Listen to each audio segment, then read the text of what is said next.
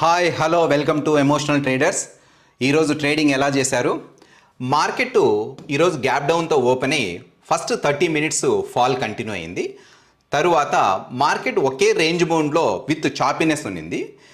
Option buyers ఎవరైతే first 30 minutes trade చేశారో వాళ్ళు బాగా మనీ అర్న్ చేశారు. ఆప్షన్ సెల్లర్స్ ఈరోజు మనీ చాలా ఎక్కువ పోగొట్టుకున్నారు.